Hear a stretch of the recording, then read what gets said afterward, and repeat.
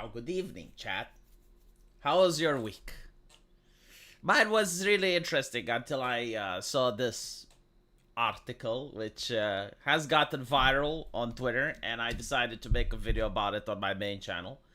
And at the same time, I'm going to talk about it here because I think there's still a lot more to unpack in this conversation.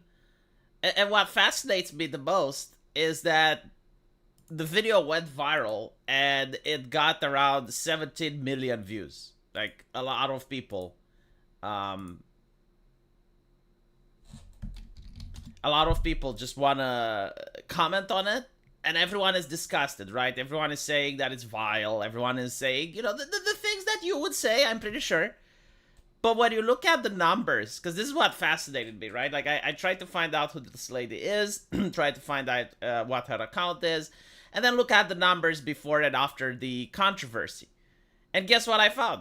The number goes up, right? So, like, how is it that everyone is disgusted and everyone is saying that this is vile and, like some people would go even as far as to say that the son should be locked up or that she should be locked up, yet number goes up. And I think my explanation for this is that modern society, and when I say this, I mean social media in general, it promotes saying the right thing. Like, if you, like here's how social media works, right? You're presented with a case that's not connected to your family, that's not connected to your lifestyle. It's like, this is happening somewhere around the world. Chances are thousands of kilometers away from you, but like, this is what happened, right? And then you need to have an opinion about it. And the opinion needs to be absolutely the correct one. Because if it isn't, then people attack you. And if it is the correct one, then people give you likes.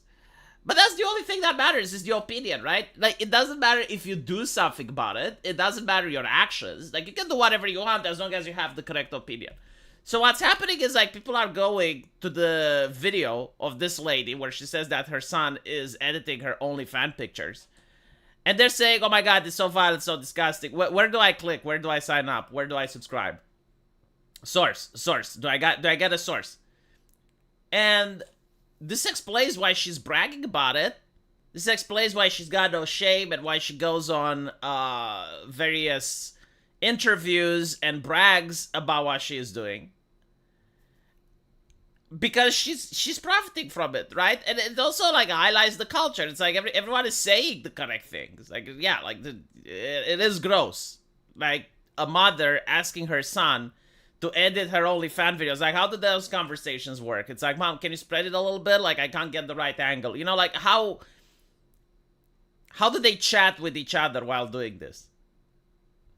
So, everyone has, like, the exact correct opinions that should be had. But I'm willing to bet at least a quarter of them, they subscribe to her channel. Like, they saw her picture, they saw her titties, and they went like, okay, well, that's really great. Let me subscribe. So she's got no reason for stopping this. And I gotta say, it is quite seductive, in the sense of, if you have a person that's making $50,000 a month just by photographing themselves, right?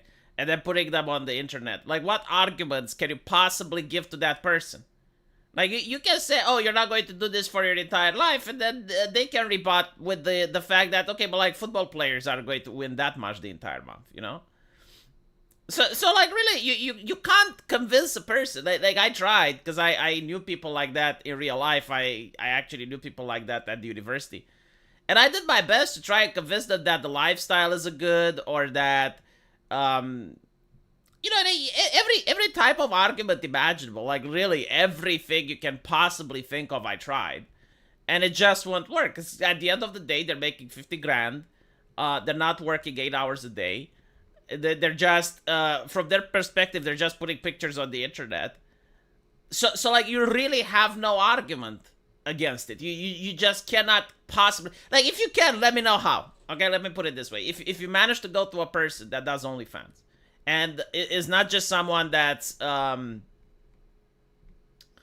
just starting, or someone that doesn't make a lot of money. No. Like, someone that makes a decent living, right? Like, they can pay for themselves and they have extra by doing OnlyFans. Like, tell me what arguments you can possibly give to them to get them to stop, or to consider another job career, right? Like how do you tell them, all right, you're making like 50 grand a month, and I want you to stop and go work for a little bit above minimum wage, but you're going to have to work 8 hours a day, and you're going to have to listen to a boss and blah blah blah. It doesn't work. And the only argument that I could think of is like, well, this is going to ruin your life. Like you put your picture out there, and people are going to associate you with that, and it's going to be forever. Right? That's the only argument that I can think that is the most persuasive. But then the rebuttal is, but like, I already put my pictures out there. Like, they're already out there. The genie's out of a bottle. Why should I stop now? And that is a good point, you know, because I have seen porn stars, not OnlyFans, because like OnlyFans, I think like it doesn't let you do porn. And I don't go to OnlyFans, so I don't know. But I think like it violates the prostitution laws in many countries. So I know that in my country it would be illegal. But anyway, unless you're doing it with your boyfriend or your husband, but still, right? So the idea is you're going to someone that does OnlyFans, and you're telling them, yeah, like this can ruin your life. Now, if they're making a lot of money, they will say, well, my life is already ruined. Because I have seen, as I mentioned before, I have seen like porn stars finding Jesus, right? It's kind of weird when you say it like that, but it's true. Like, there were porn stars that found Jesus. And all of a sudden, they're like, okay, so I stopped doing porn. I tried to change my life. I'm a different person now. And no one believes them. Right? Like, there's no redemption, which is funny because in the Bible, Jesus actually does forgive a prostitute. But when it comes to porn stars, they're like, no. Yeah, and even if, like, people would forgive them, they still do not offer them jobs. They still do not, I mean, I understand this, but, you know, like, when it comes to relationships, like, people are like, ew, right? Even if the person is healthy or whatever. Like, there's a huge stigma attached to it. There is no redemption. So, like, if someone is doing OnlyFans and you're telling them, oh, yeah, you should stop because it can ruin your life. Their life is already ruined. The genie doesn't go back in the bottle, so. Don't all OnlyFans pictures leak anyway? They do, I think, if they're celebrities. Like, here's the thing that most people don't understand, right? Like, the OnlyFans isn't as harmful for women as it is for men. Because most of the marketplace is already taken, right? So, like, if you have a daughter, the chance of her doing OnlyFans is very low because the market is super saturated and there's a lot of women that try and no one is interested. No one watches them because, like, everyone watches the hot ladies, right? Like, and they're well established. It's kind of like trying to get into YouTubing now. Like you barely have any chance, especially with the way the algorithm works, to start a YouTube channel and become famous overnight. Like, that's probably not going to happen. What usually happens with people that do OnlyFans is that they're starting to do other social media. So they're doing Twitch, or they're a very, very famous actress, or, you know, like someone that has a following. And once they have the following, they do OnlyFans and they transition their following over there.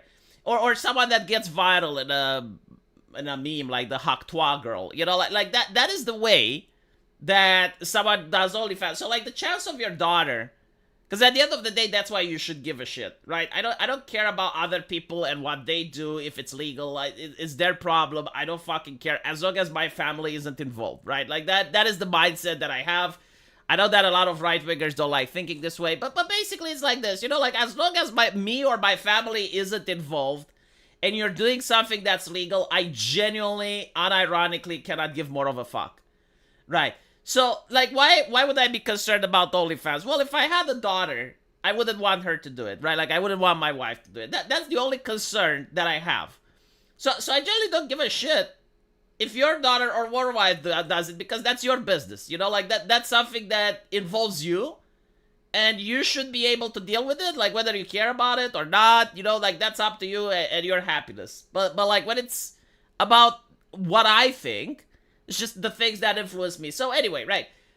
Now, the chance of my daughter doing OnlyFans is very low. But the chance of your son watching and paying for OnlyFans is very high, which is why I think it's very detrimental to men, right? Because you don't want your son to start giving money to strangers on the internet in exchange for nothing. Like, at least if he goes out on a date, he may actually hook up and start a relationship. But if he gives money to like random strangers on the internet, it's very similar to gambling, especially if it becomes an addiction, because like many men have an addiction to this. And you go on Reddit, and this is why, what was her name? I think it was Pokimane. Yeah, like, I think, like, this is why she got really pissed off at Gundam. Because Gundam pointed out that there were people that couldn't pay rent, and they were paying, Pokimane. And Pokimane is a multi-millionaire, right? So, like, this is literally how you can make uncapitalism work. You have a couple of sexy ladies that are taking pictures of themselves, and then you have, like, everyone just paying them super chats, and with that money, you can fund the roads and the military. Because, like, people will do it. Don't you need to be 18 to have a credit card? There are ways around it. One of the most popular ones, and this is, like, something that a lot of parents complain, is that the kid steals the credit card. In which case, I'm sorry, mom and dad, it's your problem. If your kid steals, especially from you, like, that's a you thing. If your kid steals, buy a fucking safe. Like, I'm sorry to say that, like, if you failed at educating your kid, and they ended up stealing your credit card, perhaps you should buy a safe? And hold all the valuables in the house, in the safe. Like, what can I say, Like, you failed as a parent. If your kid has to steal, you failed. It's true. And it's not the end of the world. Like, you can teach him out of the bad habit, and you can find ways to teach them not to steal. If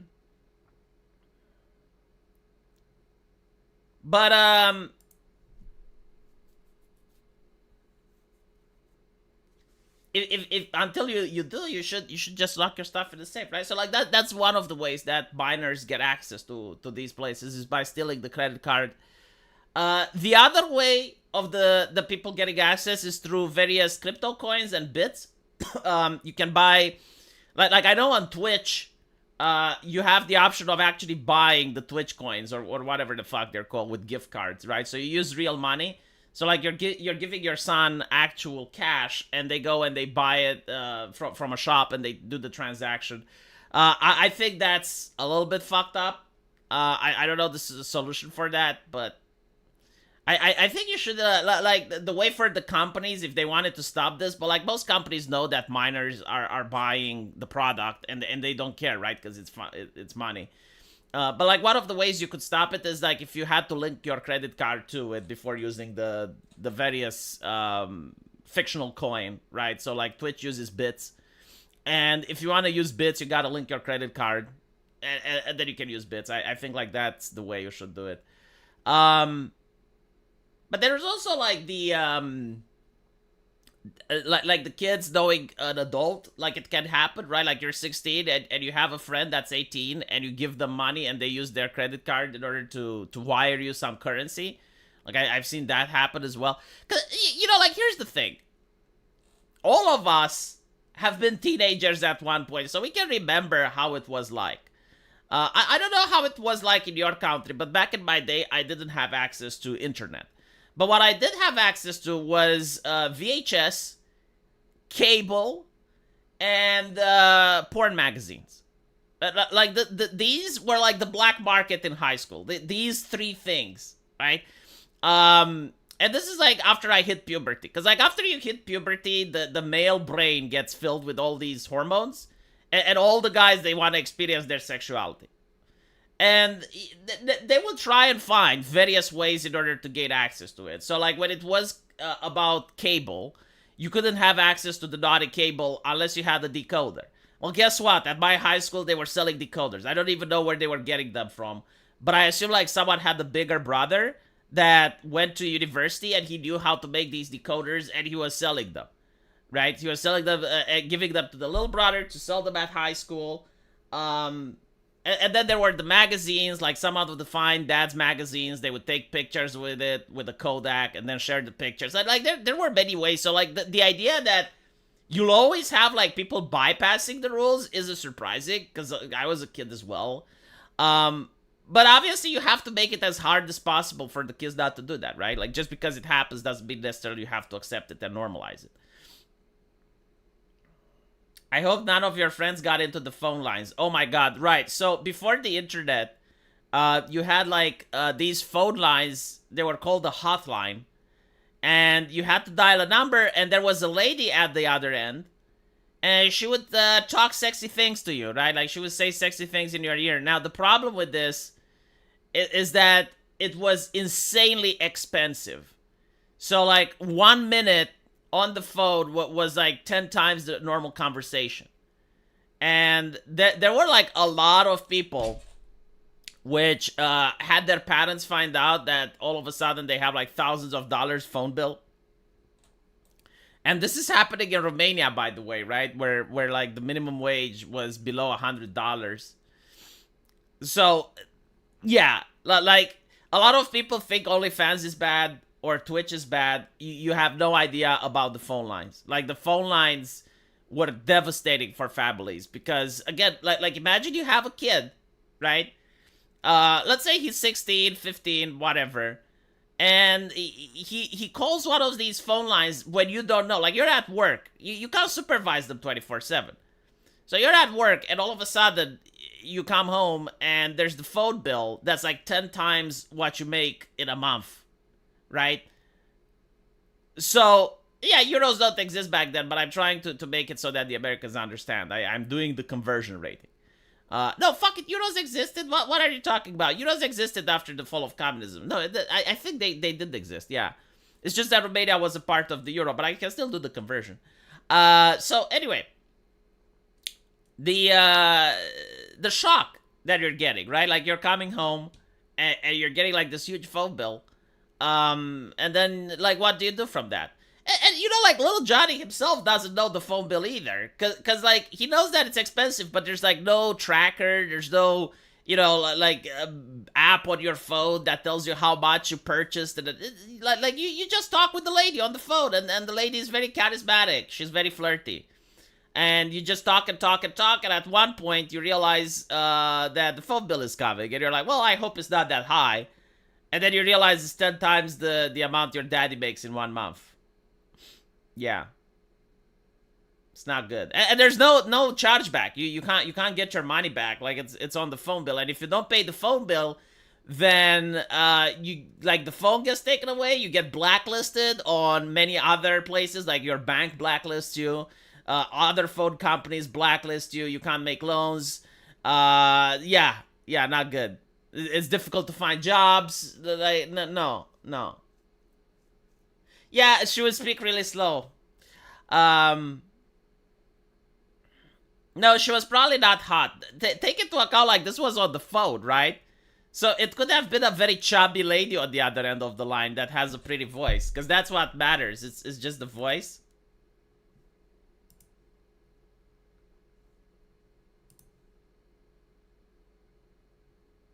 Yeah, I did get a new place. I hope you like it. It's the Japanese role-playing game thing. I want to say my cousin was 12, 14 when he did that, but he may have been even younger. Yeah, a lot of people now, like, pretend that they were never teenagers and they never know how life works, you know? I genuinely am thinking back now, and I'm wondering the way my parents were reacting, and I'm thinking, like, did my parents never do anything when they were younger? And then I realized, well, they lived under communism, which was, like, a military regime. Like, everything in your life was militarized. So, like, maybe they didn't. maybe they didn't. That's the craziest thing. Call a random number and all of a sudden it costs money. Well, no, it was like this, right? You're staying up late at night, and it's like 12 a.m. and you see this commercial with a lady doing naughty things to herself. And it's like, call this number, 0800-457-321. You know, and it's like, again, you're a teenager, your hormones are raging, and you see that advert. And they basically, like, have, like, a very, very tiny thing in the corner where they say, like, 1 minute is $5 or something like that. But the price was even more absurd. It was probably like 1 minute is $50 or something. You know, they did tell you, like they weren't lying about it. So like they did have like disclosure. And then when you would call, you would have this lady going like, "Hello, handsome. Who are you?" You know, and then you start talking with her because she's asking a question. And you start talking and talking, and all of a sudden, you're spending like 10 minutes. And you realize, okay, if 1 minute is $50 and you spend 10 minutes, it's like $500. Oh, the thing is, like, that never happened to me because my parents were very strict, and I couldn't even imagine what it would be like. Like, I couldn't, like, my mind was incapable of comprehending the consequences if I ever did that. But I did have colleagues at school. Yeah. And there were other people, other kids in the school crowd talking about other kids that they knew. So yeah. Hello, Tomcat. It's the same way how Eurovision voting through call SMS is more normal. Yeah, but like we're not talking as if it was a little bit expensive, right? I generally like don't know the type of customers that they had because it wasn't like, oh, you call for 1 minute, you pay $5. No, it was like some ridiculous ass shit price. Like imagine this: you're watching my live stream and every minute you're like spending $50, right? So like every minute that you're viewing, it's $50, and then you realize, oh, I viewed V for 1 hour. Oh shit, yeah. Yeah, chatbots charging by the minute. Well, actually, you know, I think there are chatbots that do charge like that. ChatGPT, if you use the API, it charges per tokens. So basically, like how much text it inputs, how much text you're sending.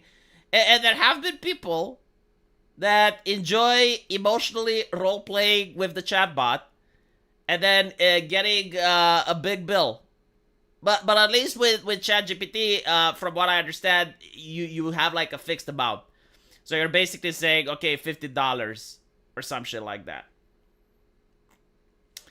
I hate that Republicans think that getting porn is going to solve everything. Okay, I will tell you my thoughts about pornography, alright? Very controversial. But as someone who did medicine, as someone who understands the human anatomy, okay? Like, completely detached from any ideology, completely detached from religion and everything. The way that the human mind works is that once the guy hits puberty, and this differs from person to person, like some people hit it faster, some people hit it slower, other people don't hit it at all because they're in California now and they're on puberty blockers. But like once you hit puberty, your brain gets overflowed with various chemicals and it makes men very, very horny. Very horny. Now this goes down as the men get with age, right? So the older you get, the less horny you become. Again, it varies from individual to individual. Like some individuals, they're still horny at 85. Other individuals lose their sex drive. But like when you're young, you're very horny, right? And like the difference between men and women is that women release some of this pent-up energy through menstruation. Men don't. Men release it through masturbation. So if a man doesn't masturbate, after a couple of weeks, they get what is popularly called as blue balls. And they become unhinged. Like they're acting as if they're on PMS. So the idea, like people who are against any type of release, right? Like they're against masturbation or whatever. Like you're against human nature. Like you're not going to make a society where you're against the biological function. You may as well tell people not to sleep, right? Like you may as well create an ideology that considers it's a lot more productive for people to stay awake and work more and sleep less. Because like it's literally the same thing. Now just because it's a biological need to release the pent-up energy doesn't mean that like anything that feels good, it can become an addiction. And then it's dangerous, right? So like food is good, but if you eat too much food, it becomes an addiction, you get morbidly obese. And it's the same with masturbation. If you do it too often, right, and it interferes with your life, then you're a chronic masturbator, and that's a problem. You need to seek help. But the idea is that every single person hitting teenage years, they're going to become more active. Now, various societies have dealt with these issues in various ways. Throughout human history, the more common way that even Europeans and Americans dealt with it is that you have arranged marriages or marriages at a very young age, right? So like when the person has finished puberty, they marry with someone their own age. And then the problem is fixed because like the person is getting horny, they have a wife that they're supposed to produce 9 or 12 kids. There's no welfare. There's no system in place to help you out. You just need to produce as many offsprings as possible in the hopes that when you're old, someone takes care of you. And that's how Europe did it. That's how the United States did it. I think like the age of consent in the United States when the US was founded was like 12 or some shit.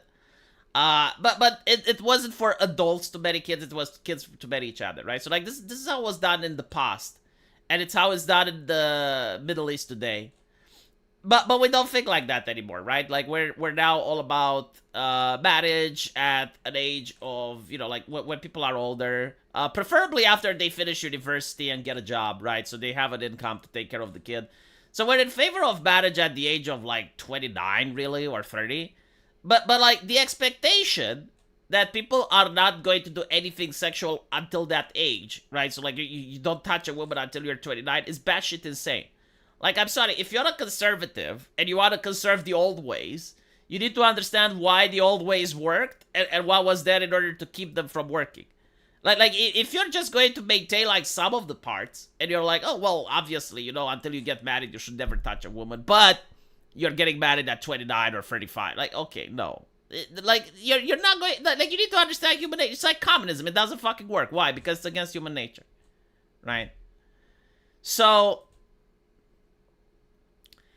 one of the things that other societies do is to cover women up, right? Like they do this in the Middle East. They put burqas on all the women so that men don't get sinful ideas. And they make like incredibly harsh punishments, like, oh, you're caught with a porn magazine, you go to prison, you get lashes, you know, like this type of thing. But it's also supplemented by a heavy dose of theocracy. Like people genuinely believe in a god, and they genuinely believe that he's pissed off if you're reading these magazines. But like the way America used to do it is that they allowed outlets for young men, right? So like what were the outlets? Well, the outlets were comic books, video games, TV shows, and then you could see like beautiful women that would do lewd things, but they weren't pornographic, right? Like they didn't go over the line. But you could see like Supergirl in a tight skin suit.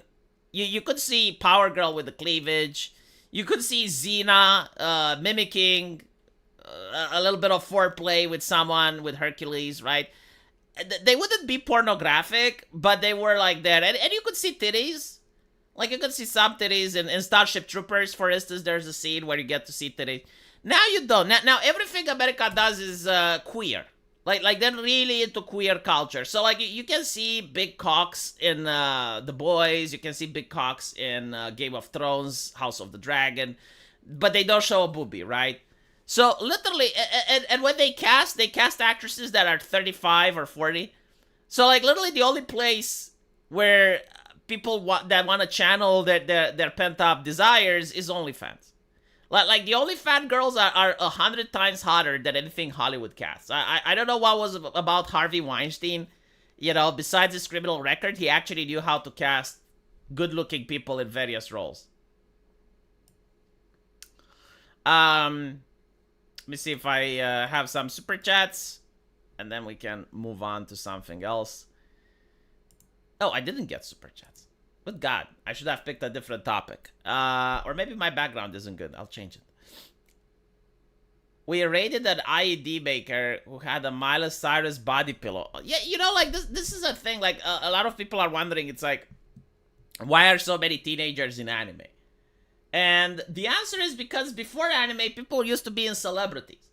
Like, there used to be singers that were very, like Madonna, Beyonce, right? Like, very popular singers. Actresses, Megan Fox, what was the name of that one? Pamela Anderson, like, she was a thing, right? So, like, before, like, people were actually into real human beings, like famous celebrities and actors and stuff. But now they're into anime. Why? Because anime is the only one that shows fan service that's heteronormative. Like, the West is filled with fan service. It's just that it's gay. And if you're a heteronormative person, you find out no representation there. Was underage at one point. I don't know. It was before my time. Oh yeah, it was married at it was what was it? Married with Children. You had Kelly, the actress Kelly from Married with Children. Like she was considered to be smoking hot. About underage, Justin Bieber was like below. I think he was like even below 16, right? And he had an army of thirsty women.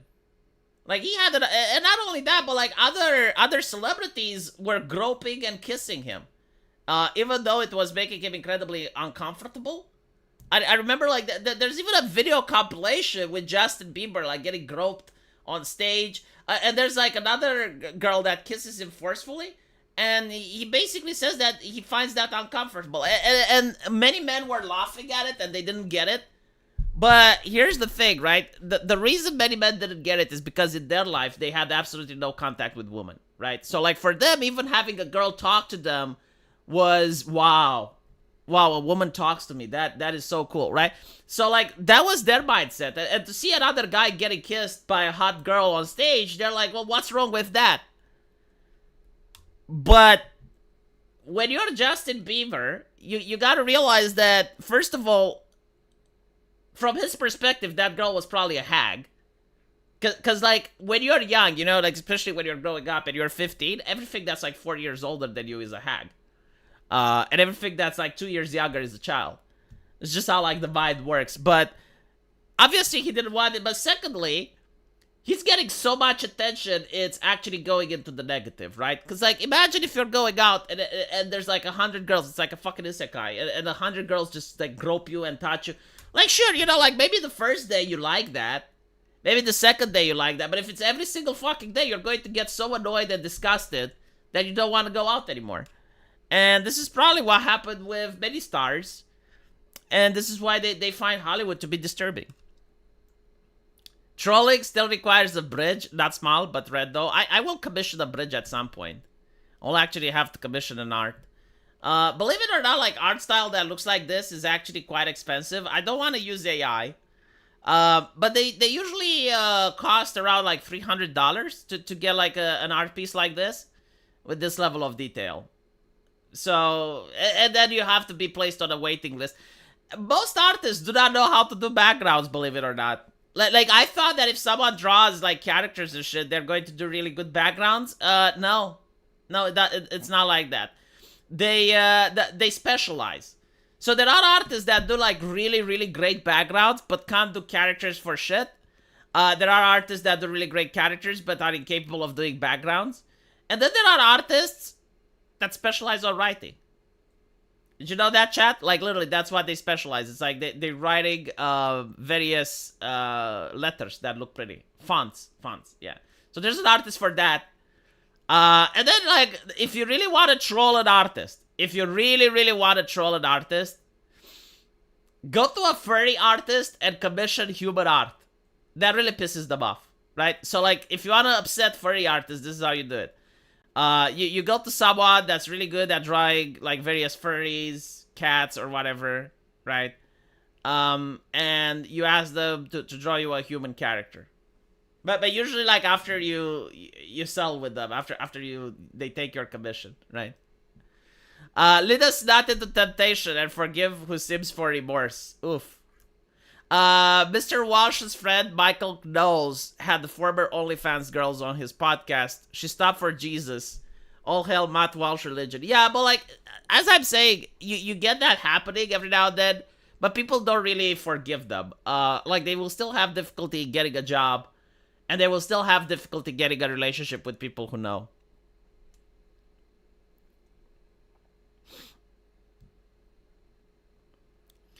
Ukraine just destroyed the bridge. Yeah, it's really interesting what's happening in Ukraine right now. I don't know. Like, a lot of people like to call it. Here's what I noticed. There's various people on the internet that like to editorialize what's happening, you know, as if they're playing a strategy game or some shit. And every day, like they're either on the side of Russia or they're on the side of Ukraine. and they constantly say, "Oh, like this is the moment, this is the," and they focus on the achievements. Like if you look at what happened in Ukraine right now, the Ukrainian army suffered a lot of losses. Like they had some HIMARS missile launchers destroyed. They had a couple of vehicles destroyed. They lost some ground. So like they had losses, but on the other hand, they gained territory into Russia, which is a big insult for a world power to like imagine if Mexico would go into the United States, right? And they're starting to occupy parts of Texas. Like that would look a little bit bad, don't you think? Like it would look, yeah, kind of like that. Imagine if the United States, right, decided to, okay, we're going to crack down on the cartels in Mexico. And, you know, they're sending like a special military operation. It's not war, but they're sending a special military operation in Mexico. And all of a sudden, like the cartels, they're coming in and they're crossing the border and they're occupying Texas. This is like the level of humiliation that Russia is suffering right now. Like this is the equivalent, right? So the achievement is there. They took like 1,000 kilometers or something. You also need to understand that the geography in Russia is that there's a lot of barren land. Like this is why, historically speaking, you have like Napoleon and Stalin, and so not Stalin, Hitler, and many other people like just going into Russia and capturing a lot of land. It's because it's like plots of land that have nothing, right? Like there's villages here and there, but they're like usually they're kind of empty. But still, it's the idea that you're into Russia and you're supposed, like Ukraine was supposed to be defeated in a couple of days. So they managed to like get all the way to Ukraine, and they blew up like some important infrastructure bridges, right? Now, the way that it's being presented is that the people who are pro-Russian, they're like, oh, this is it. This is the end for Ukraine. Like, this is the dying regime. It's a dying regime, and this is a desperate move. Like, doing like a one last Hail Mary offensive is not something that confident generals do. This is blah, blah, blah. And then there's the people on behalf of the Ukraine. It's like, oh, look, they blew up the bridge. Look at Russia's reputation. How will they recover? So basically, I don't fucking know what to say. I think like the situation is evolving. I've been saying this for like a couple of months. It does seem like Russia is having gains on some places, and Ukraine is having gains on another place. So that's the way it's happening right now. It's kind of like playing a game of StarCraft or Age of Empires, and you're attacking the opponent's base while the opponent is attacking yours. You know, it's kind of like that. There was a Mexican-American war, yeah.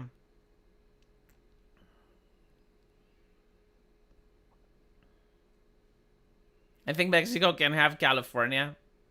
Well, take into account that in the history of the United States, it did happen that the U.S. was actually occupied by a foreign invasion, like Canada, for instance, burned the White House. And I find it shocking that there's so many Americans that don't know about it. And I'm like, how the fuck can you not know about it? It's your history. Like, did they not teach you in high school? Like, is this not something that is being taught? No, seriously, like, if you're in America, did you know that Canada burned the White House? And if you do know, did you learn it from high school? Or was it something that you found out from other places? I'm genuinely curious. Why the fuck did they not teach you? That is literally part of American history. It's a major event. How the fuck can it not be taught? Well, is like Black History Month too big, and then you don't have place for like actual history that happened, like significant events? Like they teach you about Wakanda and shit, and then like fictional stuff. I'm not even kidding. Like the Black History Museum, they have like Black Panther stuff in it, and I'm like, how? Why? Like, I get it that it's a movie that a lot of African Americans enjoy, and it's a great movie, right? Like, okay, the cinematography is excellent, but like, why is it in the Black History Museum? Like, it's not a historical piece. Wakanda is fictional. Why are they pushing this? What the fuck?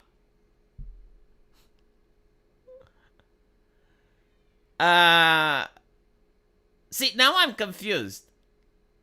Like, some people think that some people think that some people did learn it from high school, other people didn't. So like, which one is it? You think Amsterdam is the capital of Norway, V? I don't fucking live in Amsterdam. I know the capital of Romania, right? Like I know the shit in my country. Why the fuck would I need to know the shit in your country as well? How many countries do you think I know, man? I'm not passionate about geography to the level of extent that I can name every single fucking country with every... By the way, do Americans actually know all the capitals of all the states? I'm actually curious about that. You know, like, I know a lot of people from Europe that don't know all the European countries. And to be honest, even I fail. Like when we go to Liechtenstein and, you know, the tiny nations, then I'm a little bit confused as well. It's like, oh, Liechtenstein, Luxembourg, you know, it's like, what the fuck are these? No, I do know Amsterdam. I couldn't associate it with its own country, you know? It was taught in middle school. Ah, I see. The British burned the White House down, yeah. I know about half of the capitals of the states. Okay, so it means you don't know half the capitals in the states, right? Glass is also half empty. So, no, that's, I don't have any shame that I fucked up one of the European capitals. I'm sorry, no, it's normal. If you know all the capitals, then it's abnormal. If fewer people know all the capitals than the people who do.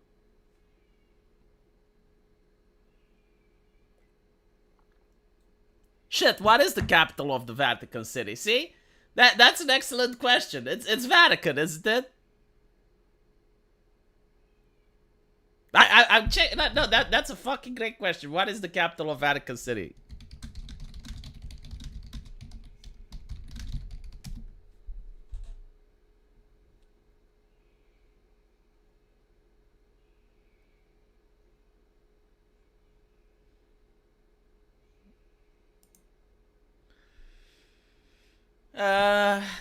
Did they say? Hey, it is called Vatican City. See, I knew. Oh fuck, I knew Vatican City, but I don't know about Amsterdam. Look, when it's about Middle Eastern nations, I'm not really well versed. Like European nations, I do know, but if you're asking me about Middle Eastern nations, I don't know. I don't know. No, Vatican is the city, and I think like the capital is also called Vatican City. I think the country is called Vatican, right? And the capital is Vatican City. Oh, okay, fine. No,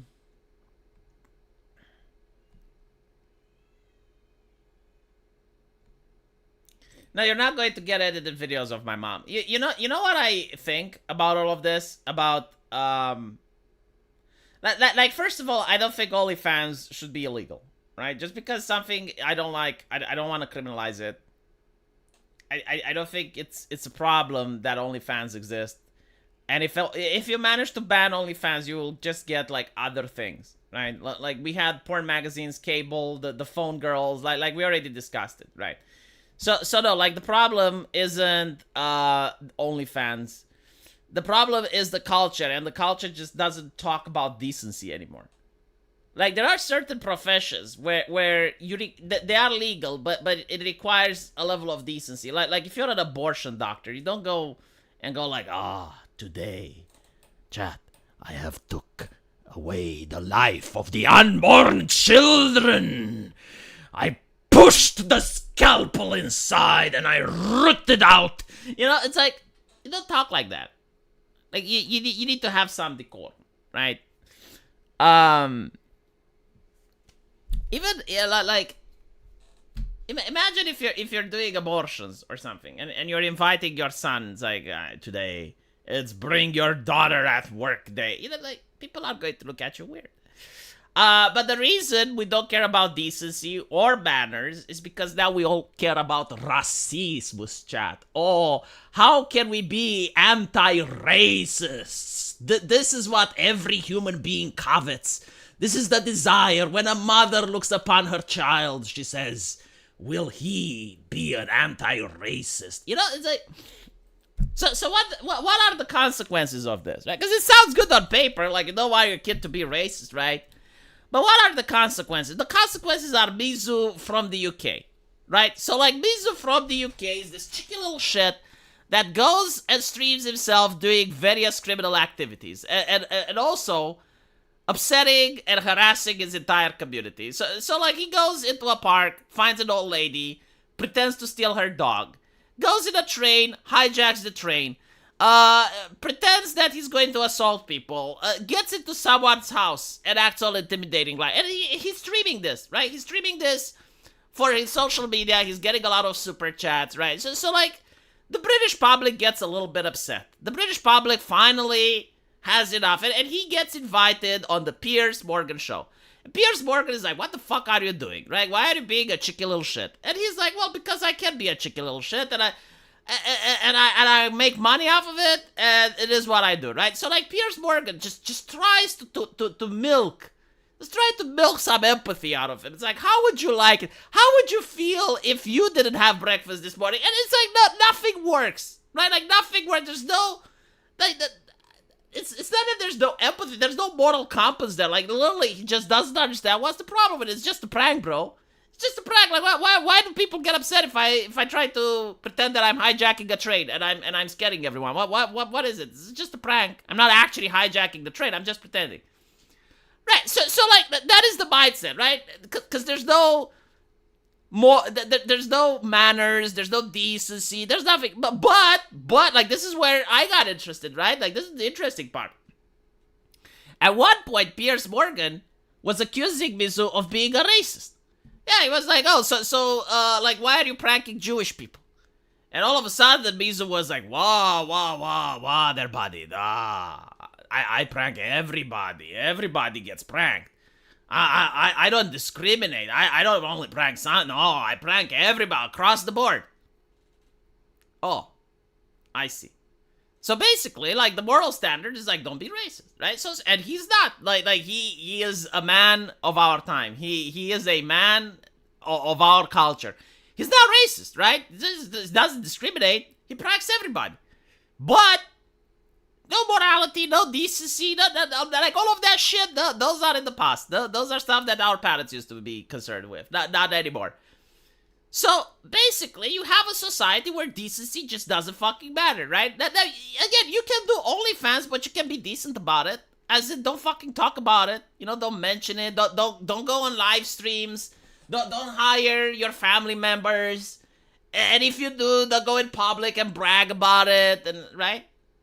But the reality is that the society does reward this. Because again, as I mentioned before, you see everyone in the comment section saying the correct things, and everyone is like, oh my god, this is disgusting, this is vile, why would you do that?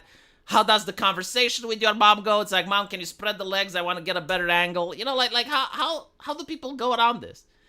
And everyone is disagreeing, right? Like, it's condemning, but when you go to her OnlyFans page, number is up.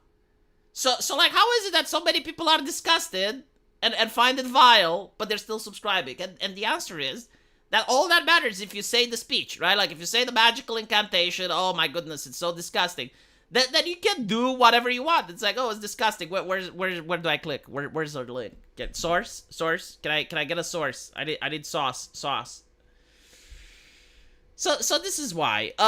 Member for 19 months, JDA79, thank you. How to the Emperor of Internet Buyer's Remorse. I appreciate it.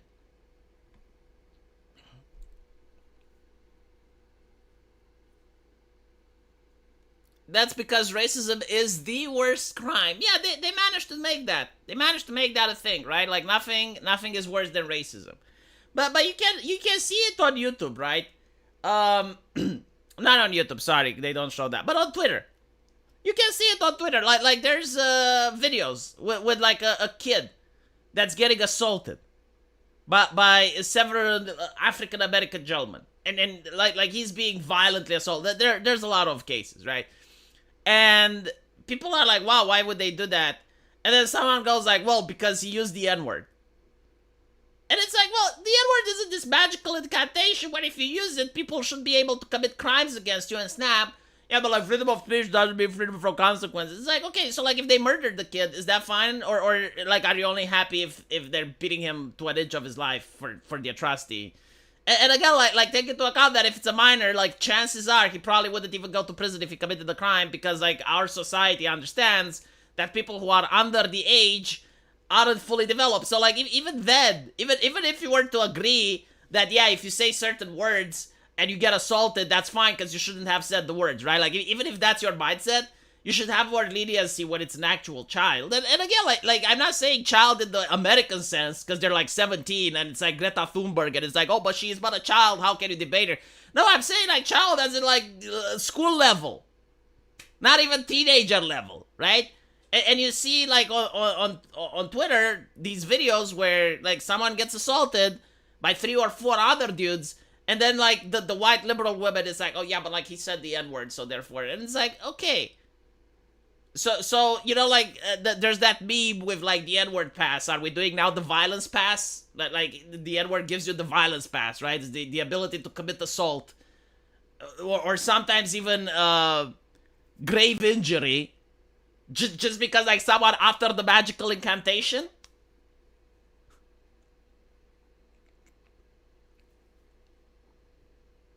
I did talk faster than Destiny. I try. Also, Grieta is over 18 now. Man, like this American nonsense where you call like teenager children baffles my brain, because when I was in high school and I was 17, if someone called me a child, I would throw hands, right? Because like teenagers want to show that they grew up. But now they use like this thing. I see a lot of people on Twitter doing this, right? They're using like minor as how should I even put it? Like a political identity, right? Like they're being cheeky little shits online, and they have like all these political takes, like all these dumb leftist takes. And if someone challenges them, there's other people go like, hey, can't you see the guy is a minor? You need to be more respectful. And I'm like, well, if he's a minor, why is he going out of his way talking with adults about politics? Like when I was in high school, I was talking with other kids about Power Girl titties. Like what the fuck? I was talking about American Pie. I was talking about, you know, like stuff that teenagers did. Like now, apparently, teenagers are like, wow, they're watching AOC and they're learning talking points and then going to bother adults. This is why I block every single minor. I can't fucking stand them. There is absolutely nothing constructive that a minor can tell me on the internet. Like the very and it's not just that you have to prove you're a minor. Like if I even suspect, if I even get a whiff, if your language is incorrectly is off, you may be a foreigner, but tough shit, I don't care. If you can't speak English properly, I'm going to assume you're still learning it. And if you're still learning it, you're in the danger zone, because maybe that's the first language you learn. I don't fucking know. But it's the same shit with Greta Thunberg, right? Like literally the same shit. So you have Greta Thunberg coming up of nowhere, and she's talking with world leaders, and she's asking world leaders like, your representatives, how dare they? and she's insanely opinionated about everything. Fucking skip school.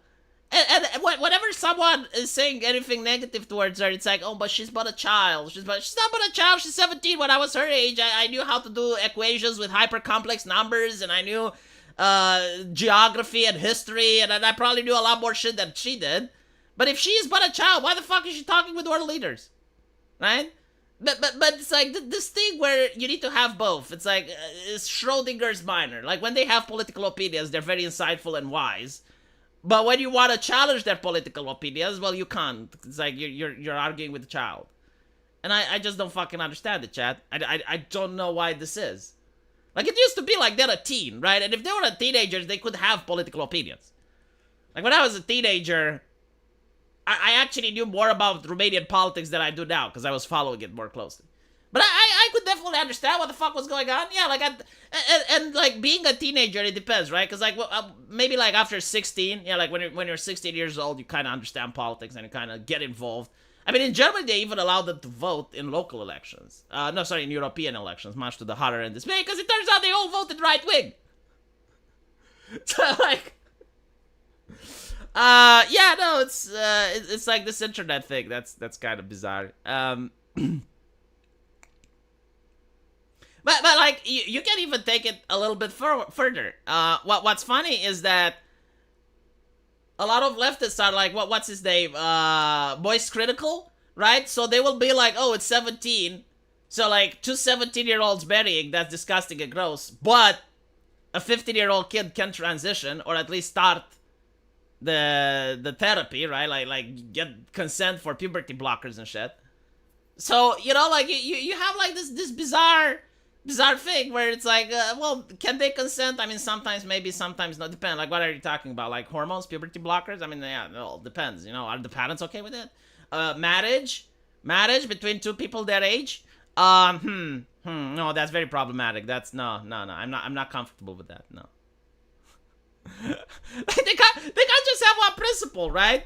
They can't just stick to it. It's like, okay, 18. All right, well, until 18, they can't consent to puberty blockers, and they can't also consent to marriage, and that would be fine, right? Because it's consistent.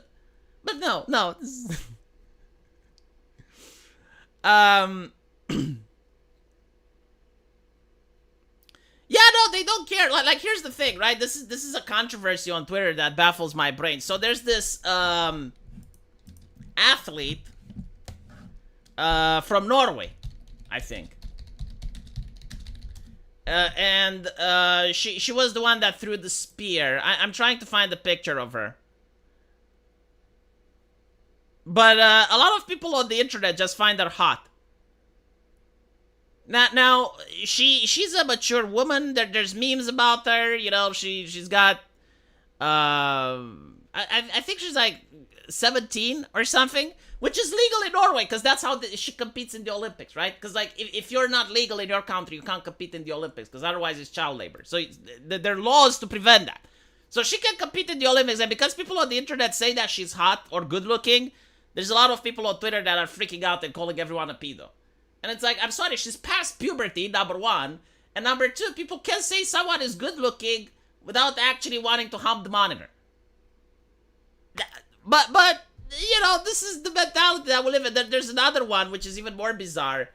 Apparently, there's this 16-year-old guy, and he's in a relationship with an Instagram model. And the Instagram model is, I think, like 5 years older. And this is in Britain, where the age of consent is 16. And you have, like, all these Americans freaking out. And I'm like, why do you care about another fucking country? Like, it's a different nation. And they have different rules. And even in America, you have states with 16.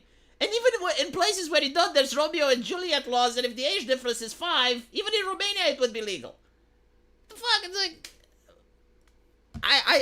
and the same people, right? The same people will say, yeah, like, they should be able to vote. Like, 16 years old should be able to vote.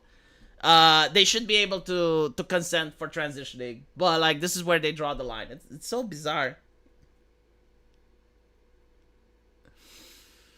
Yeah, it's on Dextra TV, like, an article. And it's like, I'm reading it, and it's like, Instagram model getting hate online because she is dating a 16-year-old. And I'm looking at it, and it's like, okay, so he is 16, and she is 25. And I'm trying to picture myself as the father, right? Like, I'm trying to think, okay, my son is 16, and he's got a girlfriend that's 25. Should I, like, how should I feel about it? Huh? Like, this is the age gap between my parents. Like, should I go to my dad and say, Dad, what were you thinking? Like,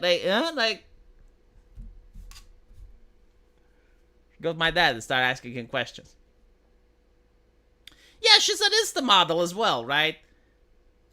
Which would be the main point of contention. I should go and ask her, listen, lady, put the tits away and tell me, look into my eye. What are your intentions with my boy? What are you planning to do tonight with my boy? Are you going to bring him home by 8 p.m.?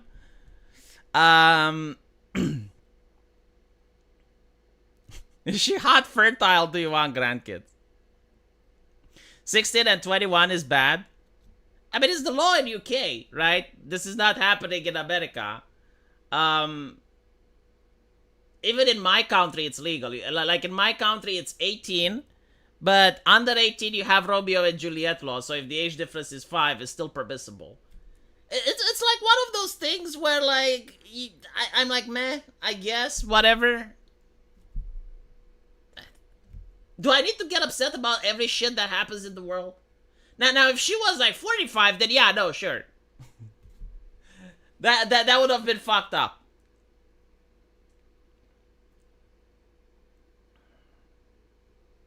If you don't care that, you are a genetic dead end. Yeah, but do you think if you care too much, your son is going to do what you want? Do you honestly think that if you haven't taught your son by the age of 16, he's already going to just magically change just because you're nagging him. Because there comes a point where you're nagging. The thing with human emotions, especially like love and companionship and shit, that's not something that you're going to have as much control over. Like the way I view it is like children are like playing the gacha. You know, you spin the gacha and maybe you get a good SR, or maybe you get like a rare, or you just get a doll. You know, it's kind of like with kids. Like not everything is about education. But I can see it from his perspective, right? So like, okay, you're 16. And you're dating a supermodel, basically. You're dating like an Instagram supermodel. Your social status is through the roof now. Like everyone is, all your circle of friends are like, wow, nice. You know, like that's probably what's happening. I guess she's probably very rich and is paying for everything. So,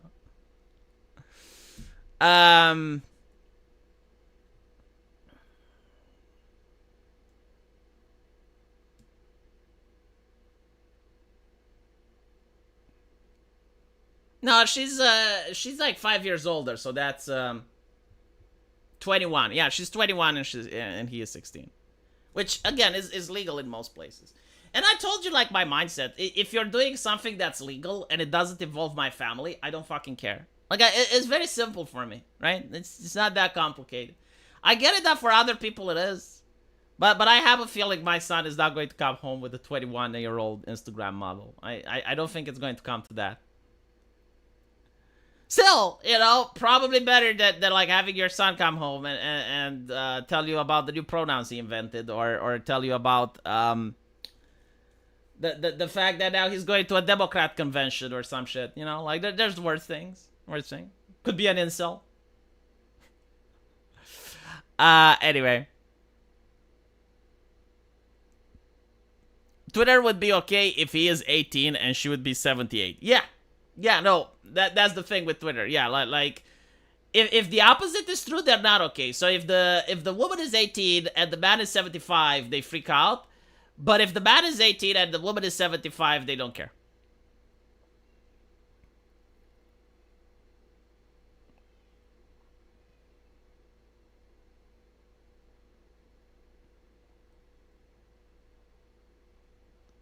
I've been following the drama around that Latina manga. I need to make a video about it. It's absolutely hilarious. She's not that good looking though, right? Like, hold on, I'll show you the article. She's not even that good looking.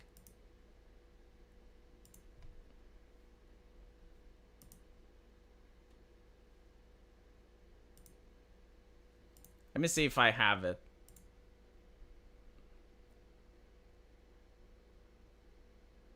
You know, someone actually did place it in an interesting light, which is, okay, if you're the father of the son, you wouldn't have a problem with it, right? Like, you wouldn't be, how should I put it, like, shocked or whatever. But what if you're the father of the daughter? And I'll be like, oh, God, if I was the father of the daughter, like, the first thing that I would complain is that she's an Instagram model. Like, that would be the main case of concern. But the second thing would be like, yeah, what are you doing? So, this is the article. Hold on.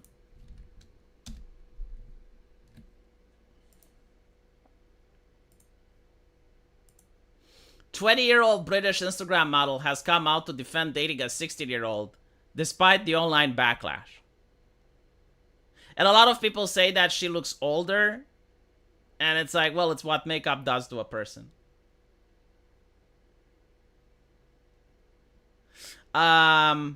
Wait. Is she the 16-year-old or is... I just realized that I do not know who's 16. Like, I thought that he is 16 because I see the picture of her, but then I realized maybe this is a her too. I don't fucking know. I'm like the Olympics. I do not know what is a woman anymore. Like, actually, you know what? The Olympics came to my defense. They say that science just cannot tell. Like, there's no scientific way that is able to tell whether or not someone is a man or a woman. So I don't feel really bad now for not knowing. It's true. The dude is 16. Okay. Makeup and surgery. Well, it's also alcohol and drugs. See, there's the thing in the medical world where you would see someone and you would be able to say, yeah, he looks like he's on drugs, you know? It's like there's like a special look that people have. But for some reason, the public just doesn't seem to notice. Like, we don't seem to catch on. We don't seem to point it out when you see someone that's, like, obviously either heavy drinking or doing certain drugs. Gen Z look 10 years older than they are. Maybe in America. I don't fucking know. I heard the meme. Well, then there's two potential possibilities, right? If Gen Z actually looks 10 years older, there may be drugs. Like if you're going to interview like middle class people that are taking drugs, then yeah, you're going to look older than your age. There may be something in the food. Like, American food is unironically unhealthy. Like, I made a video about it. I'm not entirely convinced that the Food Drug Administration is doing good work. I don't think they're doing good work in the United States. So, like, the food itself may actually be bad. But I don't know, like, if eating unhealthy can make you age. So, no, like, the only explanation is that they're taking substances. Vape is a drug? No, I don't think it's hormone therapy, because, like, obviously not everyone is taking hormone therapy. But it could be stuff like the pill, right? The pill is actually really bad. Like we learned in med school all the side effects of the pill, to the point that I even asked the doctor, so, like, why is this allowed? And the answer, do you know what they told me? They told me that, oh, it's because America permits it, so therefore it's fine. I'm like, okay, but you just told me that if someone takes the pill, right, they have to take it regularly. It increases the risk of blood clots, so we got, like, strokes, possibilities for the brain, for the heart. It increases obesity, so, like, you now have, like, all the other stuff with associated with it, like diabetes, high blood pressure, joint pains, possibility of osteoporosis. And on top of that, it's not even 100% reliable, because if you forget to take it on time, right, it messes with your hormones, messes with your chemistry, messes with your way of thinking. And I'm like, okay, so why is it allowed, right? And it's like, well, because, and I'm like, but like, there's an alternative to that, right? Like, we do have something that's safe. It's called a condom. So why not just use the condom then? Like, how does that make sense? No, not the COVID pill, the contraception, right? And I'm not talking about, like, the morning after pill either, because, like, you don't take that for a long time, right? Like, you know you fucked up, like, you hear the condom pop, and you know that, okay, well, it's broken, and you give the lady the morning after pill, like, that's fine. But, like, I'm talking about long-term contraceptive pills, right? It's like, why are they permissible? Why do doctors prescribe them? Because, like, it seems that there's more side effects than there's good effects. So, like, yeah. And then there's also the other pills that Americans take. Jesus fucking Christ. I saw Americans just, like, be like, oh, I'm a little depressed. I'm going to go to the shrink so I can get pills. I'm a little bit unhappy. I got ADHD. I need treatment. And the way it works in Romania is that if you can avoid treatment and just encourage a healthy lifestyle, you do that, right? So, like, you first tell the patient, oh, you're depressed, go to the gym. Yeah, do you have some money? Yeah, there's a nice swimming pool there. Why don't you go there? You know, like, take a friend of yours, go to the swimming pool every weekend, and then come back in a month and tell me how you're feeling. Right? Like this is how medicine works in Romania. In America, it's like, wonderful. It is time for pills. And you have, like, teenagers that take, like, an entire fist filled with pills. There's, like, fucking pills everywhere. It's almost like they're a heart patient.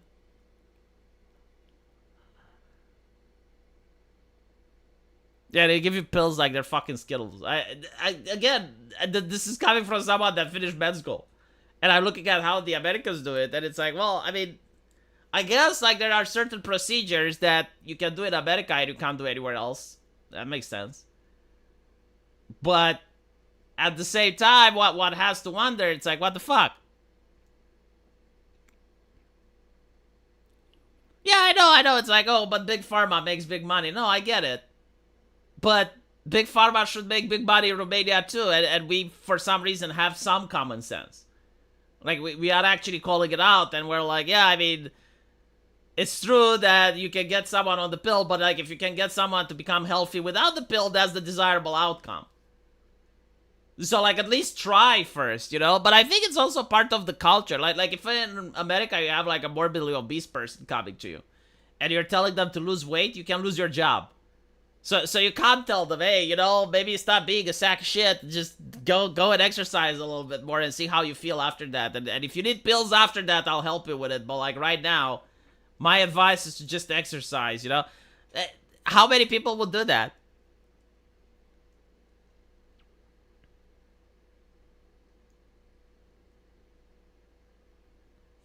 Are American businesses that smart, or are American consumers that dumb? You know, I wouldn't even say it's the hamburger. Because, like, this is another cope that people have. It's like, Americans are fat because of the fast food. Fuck off, we have fast food in Europe. They have fast food in China. Like, there's fast food everywhere now. Like, if Indiana Jones discovers an ancient temple somewhere, there's probably a McDonald's next to it. Like, the idea that Americans are fat because of fast food, I do not accept it. No. But what's happening is that the Federal Drug Administration has fucked with people, right? Like literally, the American food is absolutely garbage. And I know this because I have Europeans going to America, and all of a sudden they gain weight despite the fact that they're not changing their dietary habits. So people aren't blaming the fast food industry. Instead, what people are doing in America is they're trying to stop the fat shaming.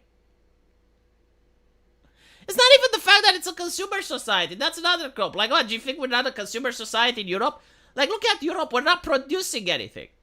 The European Union is not inventing anything. Like, we're not making, I mean, maybe we're producing cars, right?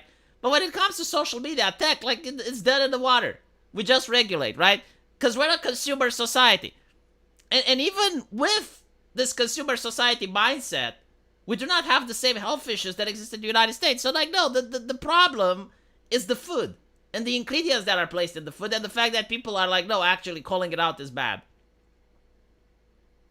V, how can leftists go around supporting Democrat parties after Biden gave Afghanistan to the Taliban in his first year of presidency? Easy, because they don't watch the news. Like, most leftists don't even know, like, okay, you know the famous chant, it's like, oh, from the river to the sea, you know? And they're like, going to these protesters and asking them, what river? What sea? And they don't know. They're not informed. They don't care. They go to protest because it's fun. They go to vote because it's fun. And usually they vote because they want free shit. And to be fair, if I was a person that's unemployed and living on welfare, why wouldn't I vote for free shit? I'll be like, well, you know, like, at some point the gravy train will run out, but hopefully I'll be dead by then. V, I've been consistently eating less. I just eat less. Yeah, well, you can also come to Europe and eat the same. The problem is that they watch the news that downplay is to the extreme and call it fake news or... No, like Americans don't understand the difference between fat and fit. Like, seriously, I see Americans that tell me they're not fat, and I'm looking at them, and it's like, okay, if you came to Romania, you would be classified as morbidly obese. Like, this is not even up for debate, right? But the reason that I think, like, a lot of people are going to OnlyFans is because they look around. It's not even the magazines and stuff. Like, they look around and everyone is, like, morbidly obese and, like, massive corporeal manifestations. So, like, the only thing that relates to what a woman used to look like 20 years ago must be OnlyFans.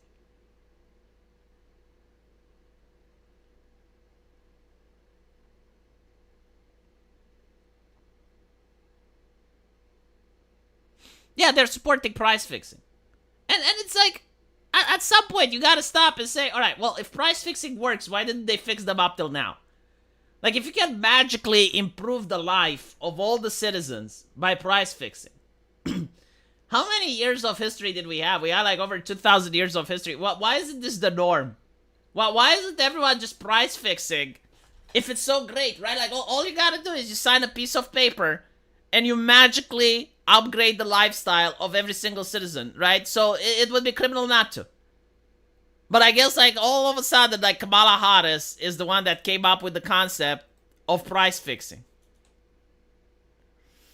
V, are diapers expensive in Romania? What are your major expenses as a father these days? When you talk about expenses, it really depends on how much money a person has, like what is the income.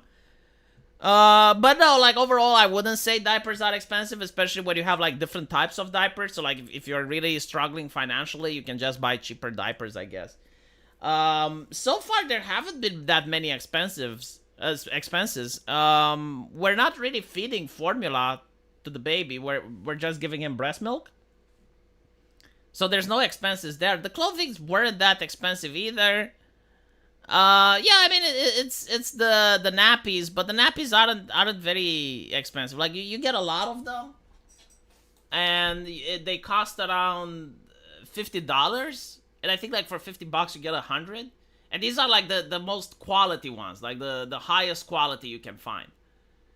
So yeah, like so far having a baby wasn't expensive at all, but it's still like like it's 2 months old, so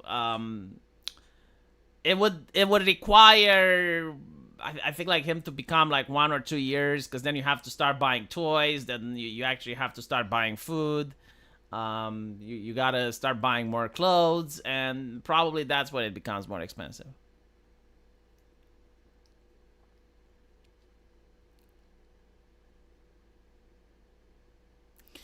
Speaking of, Tim Pool put on a video saying that Trump's Secret Service agents went on to breastfeed the job. Yeah, I'll talk about that. Well, that's diversity is their strength, right? Like, it almost got their political opponent to be taken out.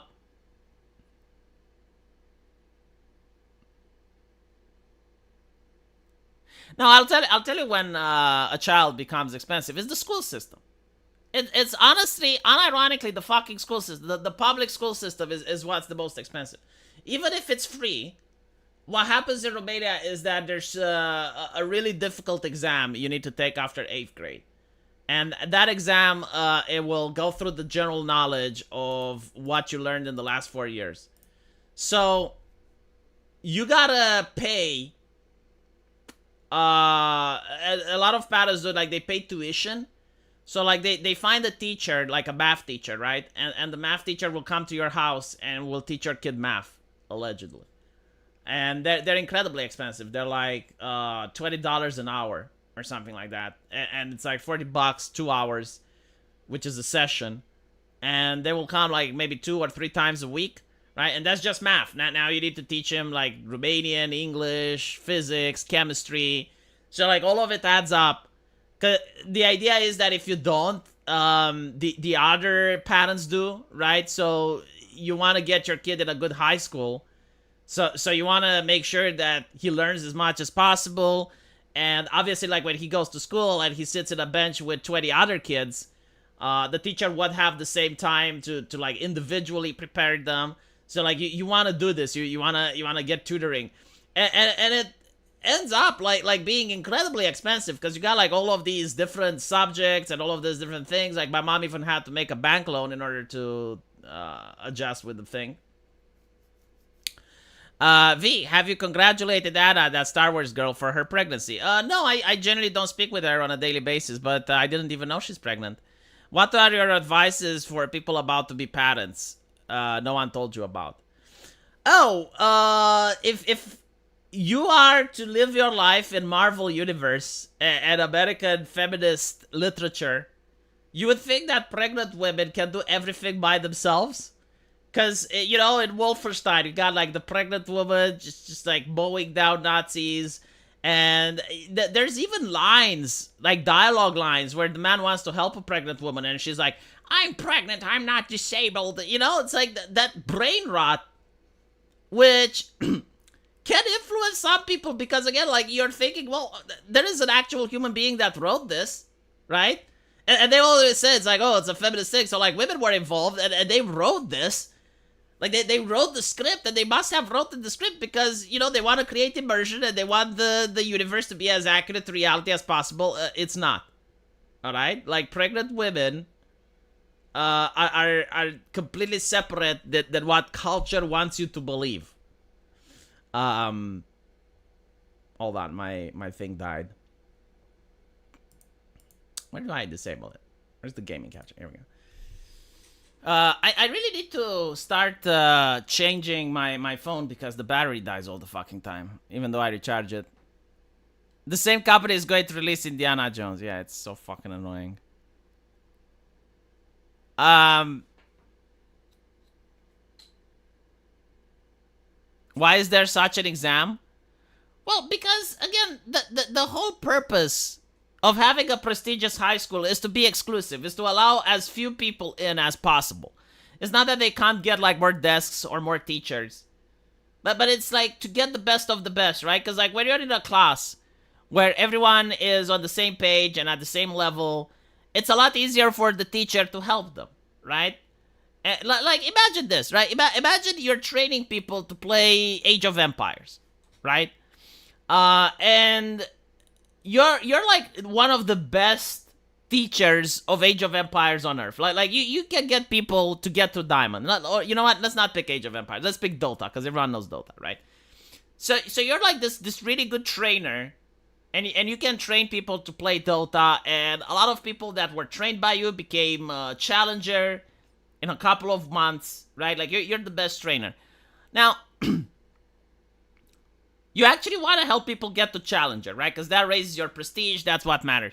You don't want to take people that just started that are in bronze, and it takes you years in order to get them to gold, right? Like no, you want to take people that know how to play the game, and they're at a skill where you can actually help them accomplish that. So what you do is you're going to get a sort of test. Right, like you're going to get them to play with each other, to compete with each other, to show you who deserves to be trained by you, and you're only going to take 3 people, right? That's what a prestigious university does. Like you're getting the students, and you're making sure that you're only taking the best in, so that you have someone to talk with, you have someone to relate with. You can, like you don't have to teach someone that 2 + 2 = 4 or what is a woman. They already know that, so you gotta teach them the more important stuff. But we don't do quality control anymore, right? So like, people think that, oh, if everyone goes to public school, they become smart. And it's like, okay, so it's like inflation. It's like printing diplomas. Like just because you print diplomas and you give everyone a diploma, that doesn't make the society smarter. Doesn't make it dumber either, but like, the idea that everyone should go to university is mind-boggling.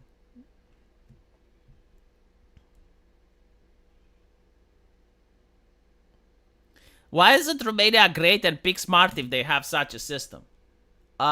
Dude, have you looked at the list of Romanian inventions? I mean, when you go to Wikipedia, this is the list of Romanian inventions, and it's not like random shit that someone invented. It's like things like the fountain pen, the reaction engine, etc., etc. Now take into account this is a country with 16 million people, and it's not like the most financially rich nation on earth. Look at this. Eli Garofoli, pioneer contributor to the field of aerodynamics, aircraft designer, discovering of the quanta effects of fluidics. Founded the theory of sonics, based on which he developed a number of applications, including synchronization gear. He is known as the inventor of mechanical torque converter. He applied as an experiment automobile for automatic transmissions. Inventor of the jetpack engine. So no, like the idea that Romania isn't smart. I mean, from what I gather, a lot of the doctors that go abroad, they get like really good praise.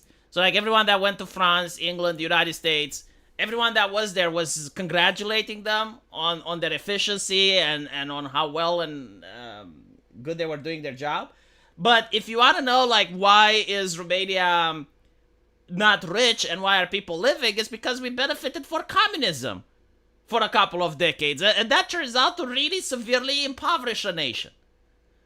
So now things are actually going the opposite way. Now things are going good, but we don't have mass immigration because we don't have massive welfare.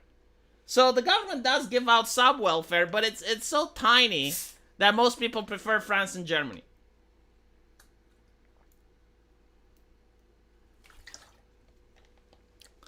V, will you save money to put your kid in a private school? Yes. 100% yes. And it is recommendable. Private schools in Romania are not that expensive, but you don't have like the drugs. You know, there's this school that I went to, which was an evangelical school. It was called. Well, I'm not going to dox myself. But basically, it was very American oriented, right? It had like evangelicals. They were cancerous as fuck, very moral busybody, very difficult to deal with. But hey, they taught me mathematics. So if they taught me mathematics, my kid is going to learn mathematics. SRC Baker, thank you for the $20. After school tutoring is very popular with Asian, Indian, and white families in the United States. The left claims it's racist. Well, if the left claims it's racist, that's why it's probably working. Since lower income people cannot afford this, meaning they associate race with lower income, so who's racist? That's another dumb thing. It's like lower income people cannot afford this. Yes, they can. No, they can. So like the first thing to afford it is you gotta be in a marriage. Right? Because 2 incomes in the household means you now have double the amount of disposable income. But let's assume that even if you married, you still can't afford it. Well, what you can do is you can talk with 2 other families and you can put money together, and then the teacher comes to one of you guys' home and he's going to school 3 kids. And most teachers are fine with that. Like, they don't fucking care. So that's what you gotta do. So like, no, well, it's racist. Like, no. You just don't find of. You're not thinking of possibilities, and you're probably not married. Because seriously, like, the way out of poverty is marriage, and this is why probably the Democrats don't encourage it, because they want people to be reliant on the system. If you want the best for your child... Oh, I think I actually talk about this. Do you want him to go to the most prestigious school or the school that best fits his level and learning potential? Well, obviously, as a parent, your job is to make sure that you try to motivate your kid to always try higher than his potential. It's kind of like, I learned a lot of shit from anime. I'm sorry. Like people like Matt Walsh were just incompetent enough to give me any worthwhile life lessons. Maybe it's just because they're obnoxious in their presentation. They don't understand that people hate being told what to do. Meanwhile, anime taught me a lot. So you look at Uzumaki Naruto, and he was absolute shit in the beginning, right? Like, his level was complete garbage. And if people didn't try to motivate him, if people didn't see something in him and convince him that he needs to struggle... he would have never achieved his way of the ninja. So again, like, I think that's an important life lesson. Yeah, it's like, you shouldn't be happy with the level you're at, because every single person has the ability to improve, and every single person has the ability to regress. So like, if at one point you're happy, you will never progress from that, because you manage to become content. And when you become content, like, how can you improve? Here's the thing, most of the artists that I work with, all of them think that their work is shit. And when I ask them, every single one tells me the same thing. It's like, yeah, but if I were to think that my work is great, then I wouldn't try to improve anymore. And if I don't improve, I stagnate.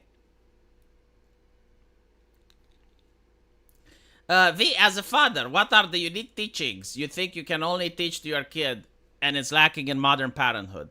Oh, fucking hell. I think, like, the biggest role for parents is discipline. For the father is discipline. See, I saw this thing in an airport, and it just stuck into my brain. I'm unable to get rid of it. There was like this family that was also waiting for the plane with me, and at one point, I think the boy shat his pants or something, and he was at the age where shitting your pants was becoming unreasonable. So the father was like really angry. He didn't spank the kid or anything, but was screaming at the kid. You know, like, how is it possible? Like, our plane lives in a couple of minutes. Like, you know, why couldn't you control yourself? And he's like humiliating the kid. But again, you kind of understand the fact that it was unacceptable for him to shit his pants. Because the bathroom was right there. But I don't even know what happened. So anyway, you know, the kid gets chewed up, gets a scolding.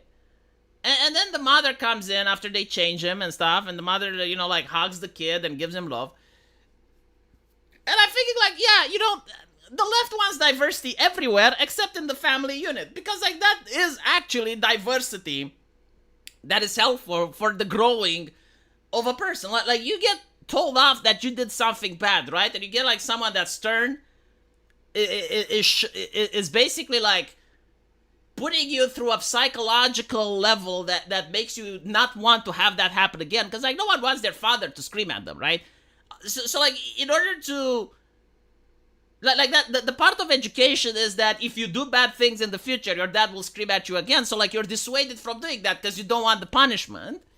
But then you also have like the maternal affection, right? Like it's understanding and is there and is supporting you. So like one parent is strict and firm and is setting the rules, and the rules are by the way in this situation understandable, right? Because okay, is it good to shit yourself in public? And if yes, like how is that kid going to go through high school? How is that kid going to go through work? Right? Like you need to learn self-control. You need to learn not to shit yourself in public. It's gotta be done. So I noticed that, and I took the essence of it, which is that the father was the one with the rules, and he was strict and stern, and it was common sense, and the mother was the one with the compassion, love, and empathy. And I'm pretty sure the father loves him as well, but if it was just the mother, right? Like if we eliminate the father from the situation, what would we get? Okay, the boy shits himself before the airplane takes off. And the mother is like, oh, it's okay, don't worry about it. Oh, we're not going to make a big deal. And she goes and changes him and everything is fine, right? So what is the moral lesson from this? Like, what do we actually learn? Well, we learned that if you shit yourself in public, you're always going to get understanding and compassion. So next time he does it and he's with his friends or at high school, he's going to suffer public humiliation. And he's going to wish that he had some parents that did show him some tough love in order to dissuade him from doing this in the future. Right? So, this is why I think the role of a father is. And then you also have like situations, which I met at the hospital when I was there, and I saw like women that were injured. And a lot of the cases came from the son. And the reason for this is that it's not that they were divorced, but like the father either passed away or they were working abroad. And the son got physical with them. Like, yeah, it can happen. Like, the son gets physical with the mother. And there's explanations for this. There's medical explanations that when you go through puberty, you got a lot of hormones raging. You're not thinking straight. You're becoming more aggressive, right? And the thing is, like, if you try that shit with your dad, not gonna work. But you're trying it with your mother. Well, if she didn't manage to discipline you by that age, so you don't try it, if she didn't manage to impose herself on you so that you have respect, well, there's nothing that can be fixed at the moment where the son can attempt this type of thing, right? To get physical with the mother. And that's where the role of the father comes in. Because if he's in the household, the son is not going to be able to do it. Without the father, the kid becomes Eric Cartman. Well, that's a really great point. Eric Cartman doesn't have a father. Was she stuck in the dryer? No, they got in an argument. Like this is usually what happens. They get in an argument, and it can be over various things. Sometimes the son can be right. Like there was a case where the woman was a drunk, and she was taking all of the money and going to drink. And when she came home, like the son confronted her, and he pushed her. But obviously, like her being drunk and not being able to control her balance, she fell down and injured her leg. And she ended up in the hospital. So, in this situation, I can see the point of view, but at the same time, you also, like, you don't get physical with your mom. I mean, it is what it is. You got dealt a bad hand in life. That's your mom. She's a drunk. She's spending all the money on booze. Like, the only thing you need to do is to find a job and get the fuck out of that house. Like, that's not your responsibility. It's harsh, but now the kid was in jail, got a criminal record.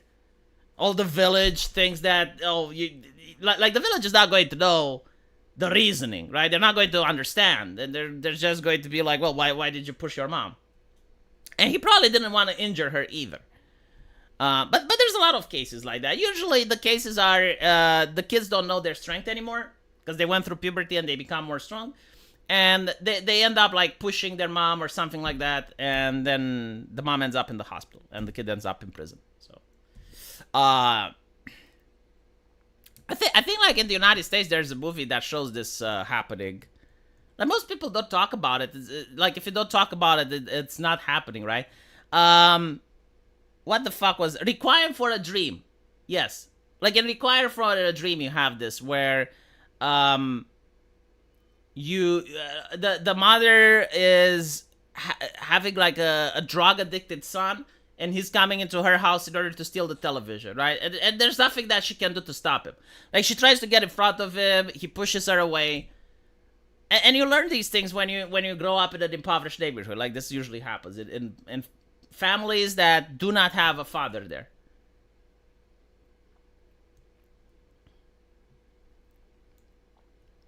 I hate the idea that the father should always be the bad cop. Yeah, but you don't really have to be the bad cop, and you can maintain a positive relationship if you are the bad cop. I think you need to be reasonable, right? Like, if your kid plays in the street where there's cars, and you tell them not to play in the street because like he can get ran over, and the next day he still plays in the street, don't you think like you should be the bad cop in that situation, as you put it?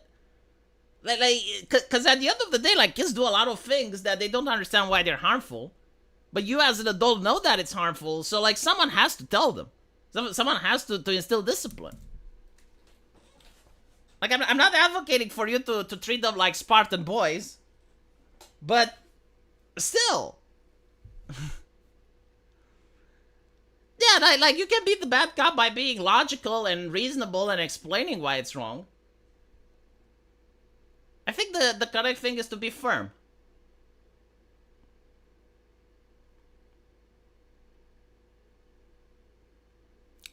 The bad cop thing is only sometimes a role dad steps in. Yeah, like just because, you need to show discipline and be firm so that your kid doesn't end up in prison when he grows up, doesn't mean that you can't be a good dad and create pleasant memories with your kid. Like, take him to the amusement park, go to restaurants with him, go shopping for toys. Like you can be the good cop too. It's just that when things are going, especially like what do you do if your son steals, right? Like if he keeps doing that, he's going to end up in prison. Like don't you need to find a way to make that behavior stop? No father around explains why they are so violent. I'm not saying you should be violent, Jesus.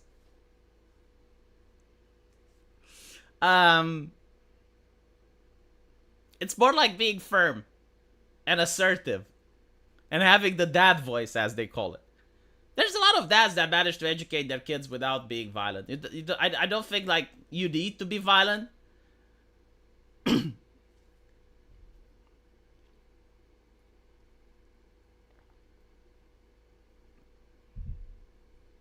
I'd steal his PS5. No, you need to destroy the PS5, match to the horror and shock of Reddit. And it's like, oh, look what this father did. He broke the Xbox. Oh, no. Oh, what an awful dad. Oh, he broke the Xbox. Why did he break the Xbox? Oh, the Xbox.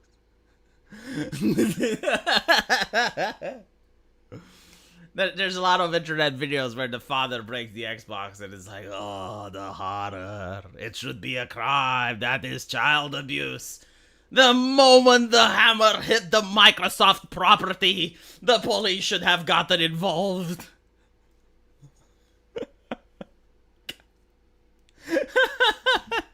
Jesus. Why did he not sell the PlayStation 5? What type of capitalist doesn't sell the property? Oh, the horror! He's probably a filthy communist, destroying the property like some sort of savage from the Amazonian jungle. Why did he not sell it to the internet? Look, I definitely understand the father that breaks the Xbox, right? Like, first of all, is the emotional impact. Like let's say your kid comes home and does drugs, alright? Like, what do? He did drugs. He's going to end up in prison. You can already see him in the slammer. He's in the locker. He's not going to be a productive member of society. I'm going to be in the prison selling cigarettes to other criminals, right? So you need to do like something that shocks him. What is that? You break the Xbox. He's going to remember that. You're like 45 years, he's going to remember like you breaking the Xbox. It's not illegal. It's not a crime. And it horrifies Reddit. Everything that horrifies Reddit makes me happy, by the way. As long as it's not illegal, of course. This is why they broke the Xbox. And it's also to show the kid that, well, you know, it got to this point, and I am actually willing to abide by my word. I said I'll break it if you do the drug. You did the drug. I'll break the Xbox.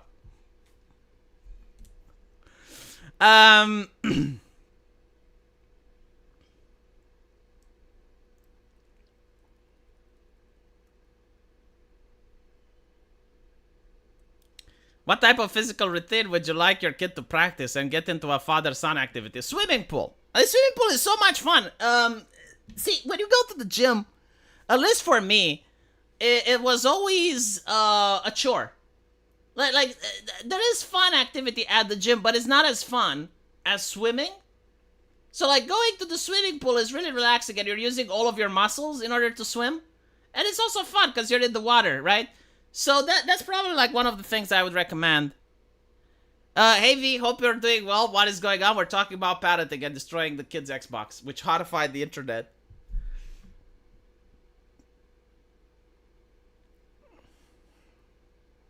The problem is not the punishment. The problem is making the kid that internet locale. See, that I agree with. That I 100% agree with.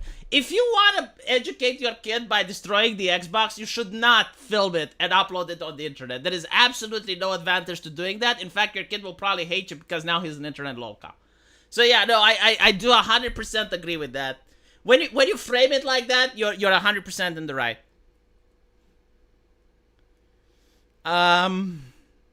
Greetings from Latvia, V. I plan to visit Romania, the northern part, that is. Romania is kind of nice to see, but we don't have a lot of highways and roads for tourist attractions, which is something that I hope like the government will fix.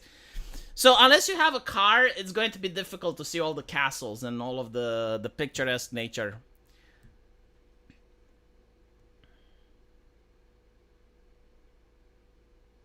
You must become the internet lumberjack. You know what? You can teach our son. I mean, this would actually be really cool if you can pull it off. There's those people that record themselves on YouTube going into the forest, like the Norwegian forest, and building a cabin or some shit with logs. Like, if you can teach our son to do that, like, that would be badass. That's also, like, really great internet content. That your kid can make a job out of it. So like, there's this guy on YouTube. He's got, like, I don't know, like 6 million views or some shit. And all he does is, like, he goes into the middle of the forest, in the middle of nowhere, and starts chopping down trees and builds like cabins and stuff, and then sleeps in them. And like it looks so cathartic, and women absolutely love that. Like, women get so fucking moist when they see a guy in the middle of the forest just chopping down trees and making houses.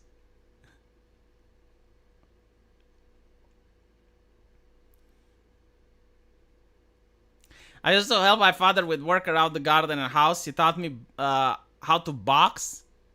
His help with my first shitbox car was invaluable. Yeah, I mean, there's a lot of memories that you can make with your dad that are very different than the memories you make with your mom.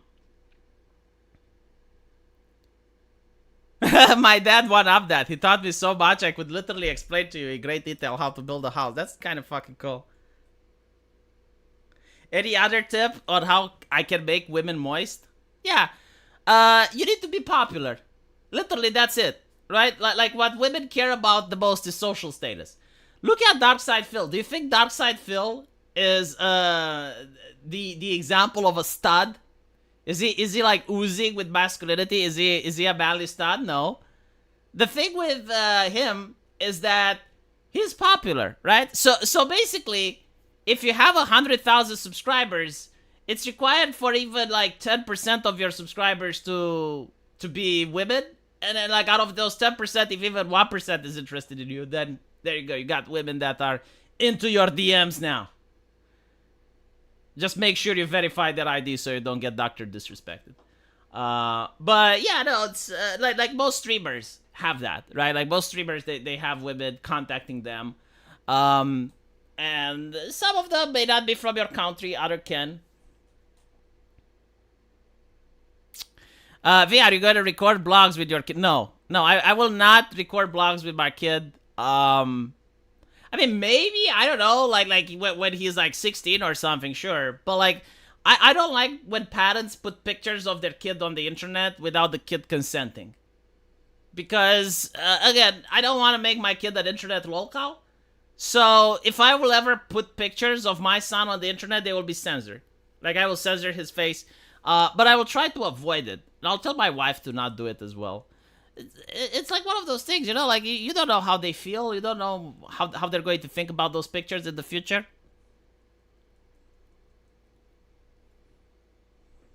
Yeah, I will never teach my son to build a gazebo because I don't know how to build a gazebo.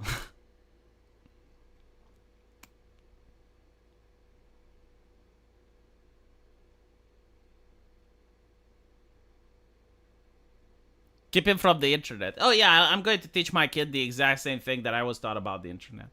So the internet is always a dangerous place. Do not give your real name. Do not give your address. Do not give any personal information. Do not show your face. Do not meet people from the internet. Do not click on links. Do not download stuff that you're not sure what it is. I will have to teach him the ways of old. The ways of the internet before the safety and the trust and safetyism shit.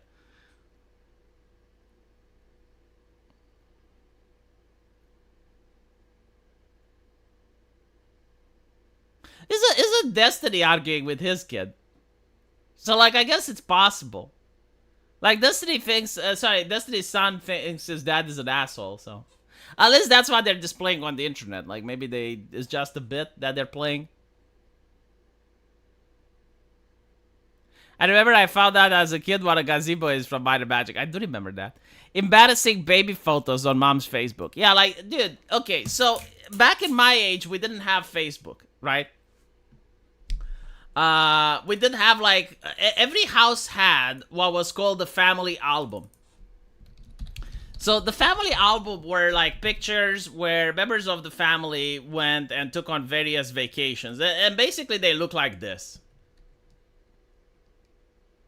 Let me see if I can Google something really fast. Right, so the family album looked like this. Right? So it was like this book where you would just stick various photographs in. And it's kind of funny because the way it worked is like you'd actually hire a photographer because not everyone had a camera, and the cameras back then were in digital. So like you would go, you would take the pictures, and then you'd go to a studio and have them developed. So it was like a very expensive thing. But usually, like, if there was someone's birthday, if it was like a special event, you would hire a photographer. They would come into your house and they would take the pictures. And then they would give the pictures to you like 1 week later, and you would set them in an album, and you would have this. So every single house had a photo album of the person when they were a baby. And usually you were naked in a bathtub or at the beach or something like that. They were incredibly embarrassing. Right? And whenever you'd bring a girlfriend over or there was like another relative, they'll be like, oh, let's show the family album. And it was like the most embarrassing cringe shit that a human being could possibly be forced to go through. And I want you to understand, right? Like, now people are putting it on the internet. Now people are fucking putting it on the internet. So like, you know how cringe it was when it was just in an album that only like a guest would see when they would come into your house. Now you want it on the internet.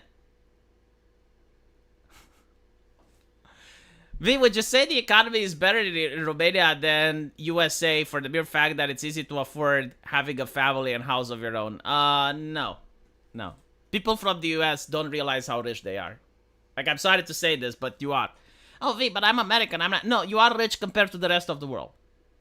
Right? Like, compared to the rest of the world, you just by being an American on welfare, you're richer than the rest of the world. It is true that in Romania, home ownership is like 90%. Most people do have their own houses, so like there is that advantage. But the lifestyle, the living conditions, the idea that you can have an air conditioning that you can keep up 24/7 is something that most Romanians can't do. There are places without water. There are places without sewage. No, it's not. I'm going to give mine the 90s treatment, meaning no internet, but I'm going to build a Windows 7 PC and buy a ton of Windows 95 and 98 CD-ROM. See, this is what I'm thinking as well. I'll do with my kid. It's like, until he is 16, I would probably give him like a computer at the age of 13, 14, and it will be offline only, not connected to the internet. But the thing is, you know, I also realized that just because like I'm planning to do this doesn't mean that the kid won't find a way. Because like they usually do, right? Because we were kids as well. We were teenagers as well, and we knew how to break the rules. So yeah, you're giving your kid like a computer without internet, and they figure out how to use the Wi-Fi, or they figure out a way on how to go to a friend's house and still access the internet. So I don't think like you can definitely have it like foolproof. The family computer was a good idea.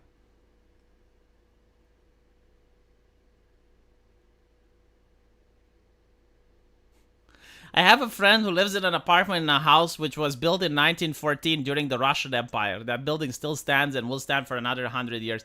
Yeah, I mean, a lot of old houses are like that. But I feel like new houses can withstand too if they're properly maintained.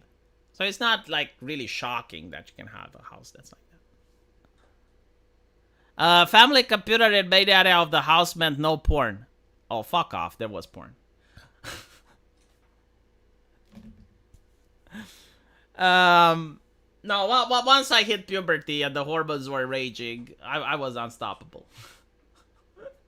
But, no, I don't think I exaggerated more than my friends. I think, like, it was, a normal level, like, not too much, but not too low. But there were, like, we didn't use the computer, we used magazines. Like, that was the thing. What are the magazines? Well, things like Playboy. Like, Playboy actually was pretty vanilla. But, yeah. I remember there were video games like Leisure Suit Larry. The thing is, you can't force kids to have restrictions in the age of smartphones. Yeah, I mean, this is what I'm worried about, right? Because on one hand, you're like, oh, well, I'm not going to give him a smartphone. But then he goes to school and everyone has a smartphone, right? And now your kid looks like a dork. And he's going to be upset at you, and rightfully so, because he's not going to understand. You can't logically explain to him why having a smartphone is bad. So, yeah. I am a tech bro, remember, denying Wi-Fi is no issue. But what if your kid becomes a tech bro as well, huh? Why do you do that?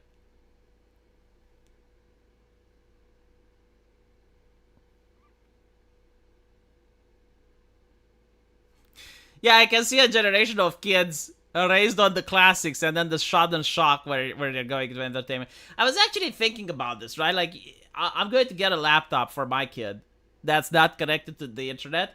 And I'm going to start it with, like, the classic games. I'm going to start it with the Prince of Persia. I'm going to start it with, what was it? Jill of the Jungle, I think it was called. Space Quest, Monkey Island. Like all the games that I grew up with.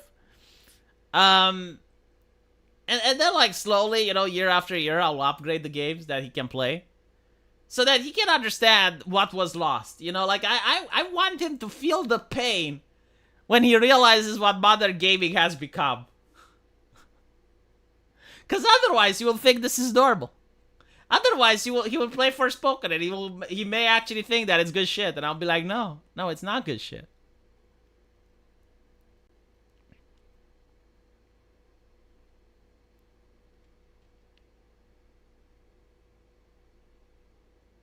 Imagine you raise them on classic games, and then they see the modern slop, and they go, what the hell? Yeah, it'll be like, those are the Democrats, son. That's what ruined civilization. Look what they did to gaming. Imagine what they do to other things, like Boeing. Anyway, right, I need to go and prepare videos for my other channels now. So, thank you guys for watching. I appreciate it, and hopefully next time I'll have my phone battery charged so that we can show the troll the entire stream. Oh, one more super chat. I think not being tech illiterate for a child in these days is a serious handicap for their life. They may get tablets, PCs in school. Not only will they... Okay, so, like, here's the thing, right? There are schools that give phones and tablets, and they say, oh, well, we have, like, firewalls and systems in place so your kid doesn't browse OnlyFans or whatever. And the kids actually know how to bypass the firewalls, and they tell each other. They conspire with each other. Like, oh, you need to do this and this and that, and then you broke the firewall. But there are schools in France which are starting to ban smartphones and tablets from school, which is great. Because they realize that actually it's harmful. Actually, it stumps development. So, yeah.